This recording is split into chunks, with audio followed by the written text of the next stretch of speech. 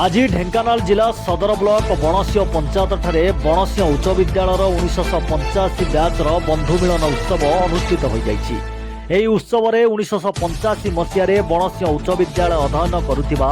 प्राय 100 रु ऊर्ध्व छात्र छात्री शिक्षक माने जोग देइथिले। सकाळ 10 घटिका ठारू अपराह्न 4टा पर्यंत बणसिंह पंचायत परिसर खूब उत्सव मुखर रहितिला एवं दीर्घ अनेक वर्ष पर निज सांगसाथी एवं प्रिय शिक्षकों पाई छात्र छात्री माने बेस आनंदित हेबा सह अतीत विद्यालय शिक्षा जीवनर घटिथिबा सुख दुख स्मृति को परस्पर भितर आदान प्रदान करथिले। शिक्षक माने मध्य निजर अभिभाषण प्रदान करने सह ए उत्सव में भोजी भातर बेस आयोजन करा जायथिला। ढेंकानाल बापिन कुमार साहू का रिपोर्ट, ओडिशा न्यूज।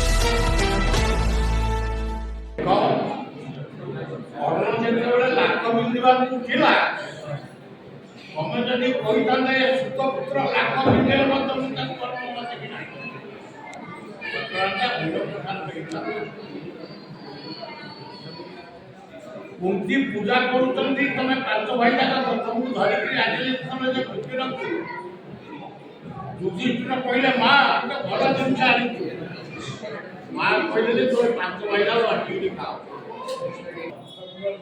तेणु ये होची पिला को पढ़ेवा एवं वर्तमान पढ़ाउछि तार कारण होछि जे मो बही देखे ना एबी मो बही देखे ना बही तुम करा सब पाठ पढ़े पता देखो जे एटा के मानसिकता रहउछि पिला को पढ़ेवा एवं पिला सहित मिसिबा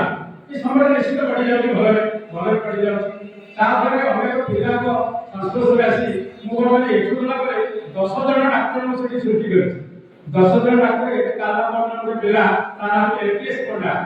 से सेंट्रल डॉक्टर एटी अछि नागपुर अछि नमस्कार बाबा क्लास चिहिबा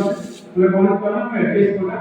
हमर तो फोन के मोर टेक्निकल स्वास्थ्य खराब हो तो सब जोगाजोग करी से बहुत खुशी से जो एमि अनेक मध्य मोर पेरा इति तो जातले के सेठी भी बहुत पिला एटी अनेक मध्य रहल एटा हम मोबाइल के शिक्षकता लेनर सफलता एक